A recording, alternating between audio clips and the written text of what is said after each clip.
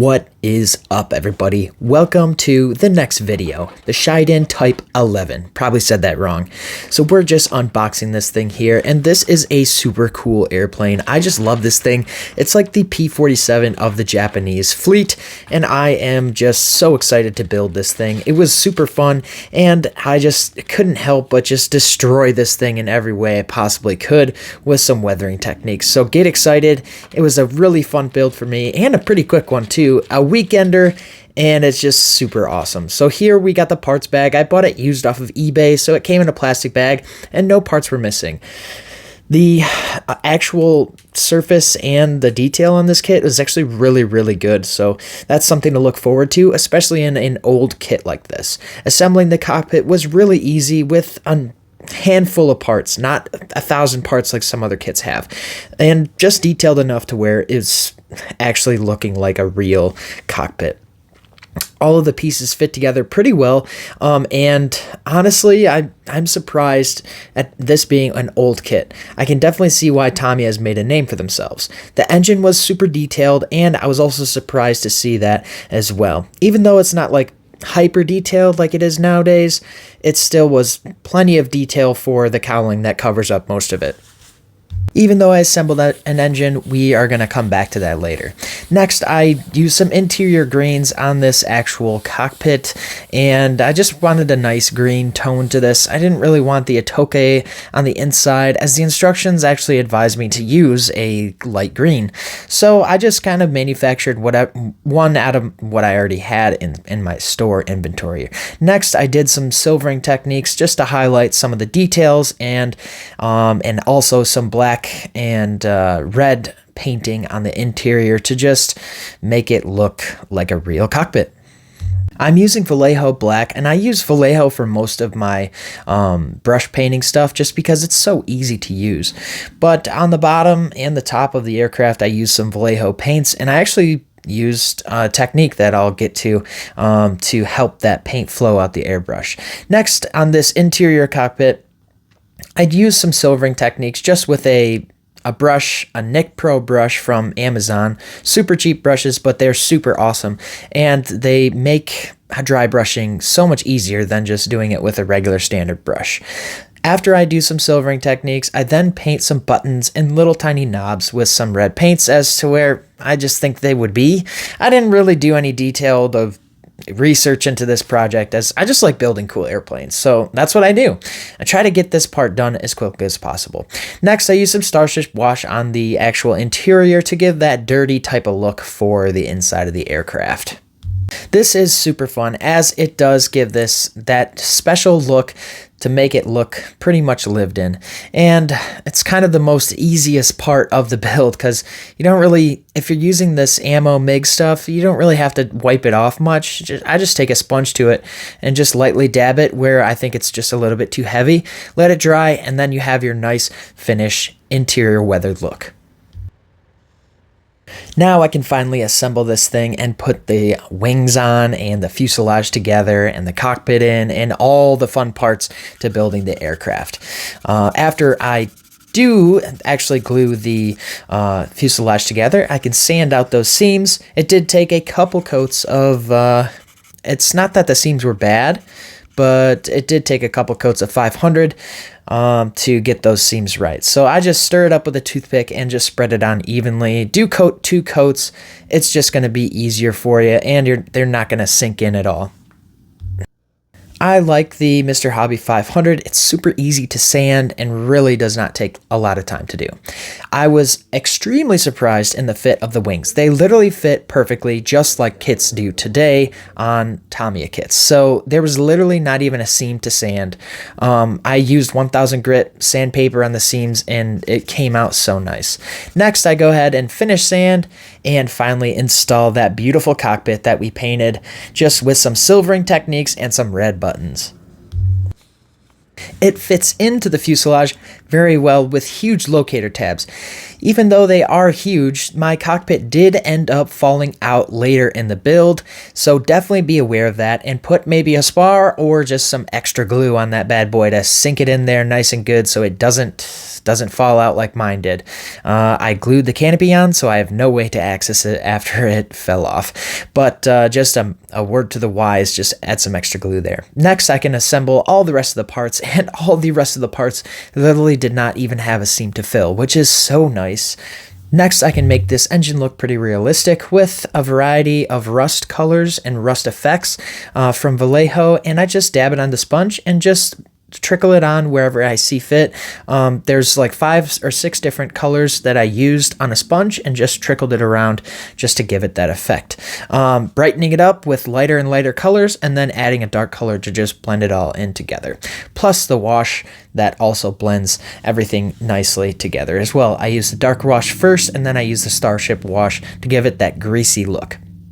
And as you can see, it looks pretty nice for an engine that's basically going to be completely covered up with the cowling.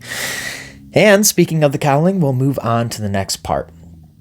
The parts all came off very good with just standard clippers and just the standard procedure of trimming those edges with the clippers. Now I'm going to do some panel lining, as these micro saws are the best way to go about this panel lines, and then you just put a little bit of Tamiya glue right in that seam and it clears it right up for you. That's the best way to do it. And now we're on to the final assembly of the build.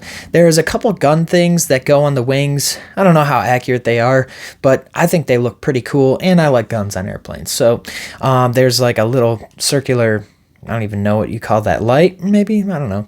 The windscreen is actually very clear for it being an older kit. It's not yellowed at all and super nice. It was very fragile and frail, as I did end up breaking it eventually. But I just use an X-Acto knife because they don't sell aftermarket masking sets for this kit.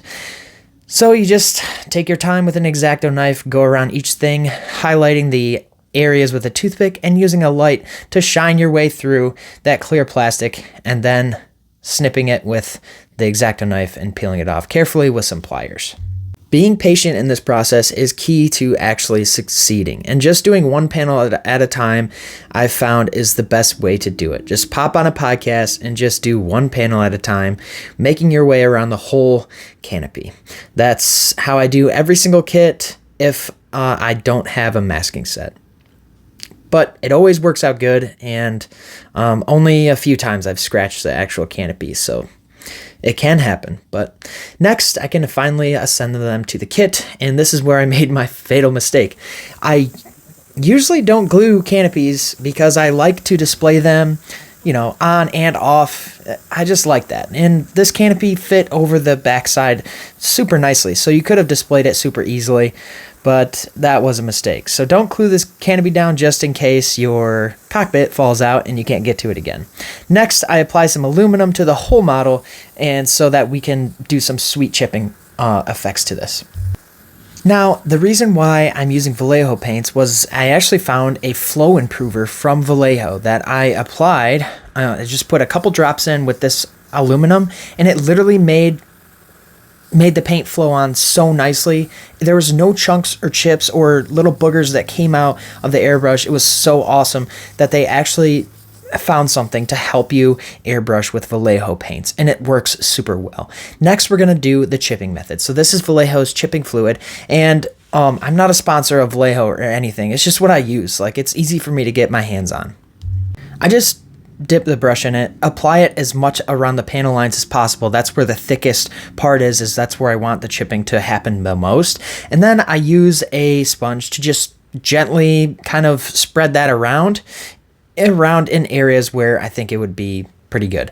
Now, there's multiple ways to apply this chipping fluid. You can actually put it in your airbrush and spray the whole airplane if you really wanted to. Next, I'm using this IJN gray for the bottom side of the aircraft, and after like 10 coats, I finally put it on.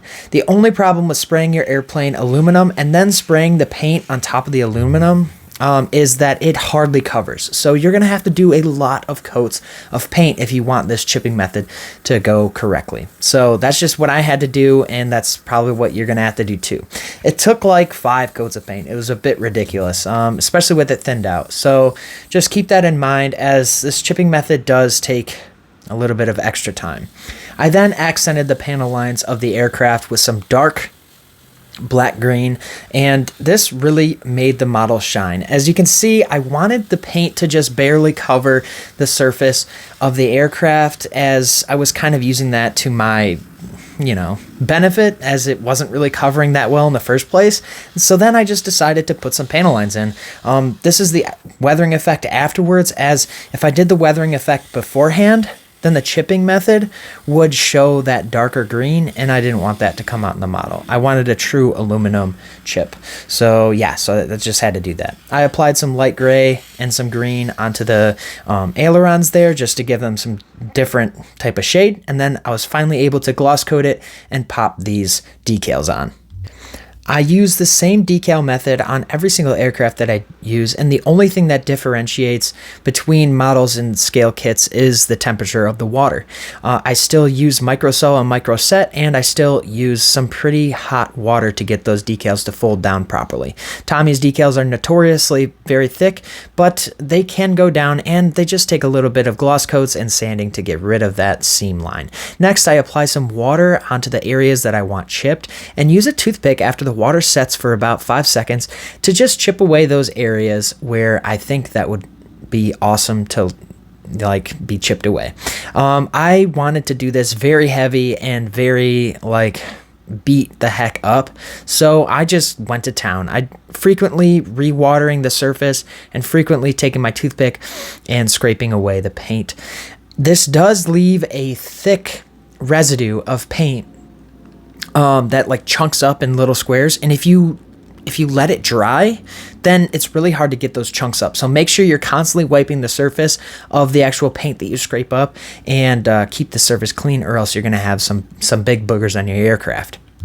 Now I'm doing some pretty heavy chipping, and this was the goal, and to the effect, it is working. It looks like a tiger attacked this aircraft. So I'm just keep going around the whole aircraft, just chipping every single part that I want, as I did spray the whole airplane in aluminum. Be careful to not apply too much water, as it can affect the actual paint underneath the surface, and you can actually end up scraping too much off. So just apply a little bit of water, and you can use even tweezers like I'm doing here to chip off even sharper edges, and that's actually my effect right here. On some of the panel lines, I do this effect to just get some sharper panel lines and things like that. So just be cautious of what you do chip up, and especially cautious when you use sharp edge tweezers. Now, I know this looks like a lot, and the scratch marks are a lot with these tweezers, but I am also going to do another chipping method with a sponge to just lighten up those areas and make them not so scratchy, so that it looks more coherent to the actual weathering process. So this is not the final chipping method. There's a couple more steps that I'm going to take here. So this is the next chipping method, and I don't know if I screwed it up or not. Honestly, it just doesn't look the same as the others, and those decals are kind of hard to weather the same way as the other parts of the aircraft that were actually chipped. So just keep that in mind, and maybe just paint the decals. I don't know. I don't really like painting decals. I think it's a lot of work for minimal effects, in my opinion. I know that when somebody does paint the decals, it does look a lot nicer, but for me, just building cool airplanes and wanting them around, I don't really have time to just paint on decals. It's just too much work. So, and I like putting on decals. I think it's fun. So, but the chipping method, I still could improve on chipping those decals a little bit better. I definitely could agree. But you know what? It's still a cool airplane, still liking it. So we're just going to move on from there.